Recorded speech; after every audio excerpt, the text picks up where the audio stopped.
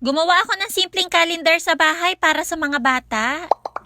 Gamit nga lang ang aking cellphone ay nag-edit ako dito sa Canva. Pinili ko lang tong document na A4 and then pinalandscape ko tong layout. Tapos pinalitan ko na nga rin tong background ng color gray. Bali naglagay din pala ako dito ng mga shape at gagawin ko nga tong pang design. Dito nga sa taas ay naglagay ako ng 7 square para sa days of the week. Minachi-machi ko lang din yung color nito na alam ko magugustuhan ng mga bata. Tapos naglagay na ako dito ng word. Naisip ko nga na English at Tagalog yung ilagay ko dito para parehong ma-memorize ni Baget. Bali kapag itong shape yung nilagay ay hindi na kailangan mag-add ng text box kasi pwede na yan lagyan ng mga words. Based on my experience, ay hirap na hirap talaga ako magpa-memorize ng Tagalog kay Kuya Sion, kaya mas maganda habang bata pa ay maturuan na. So ayan, next ko nga na nilagay dito ay itong mga square na nakahilera sa days of the week. Tapos sunod naman ako naglagay dito ng dosing oblong para sa months of the year. Itong birdstone color nga yung naisip ko na ilagay dito sa mga months. At naglagay na nga rin ako dito ng label, so Tagalog at English din yan. Tapos dito naman sa taas ay naglagay ako ng 3 shape na plain lang. And then, pinalitan ko na rin yung color ng border para mas cute tignan. Ayan, nung okay na nga,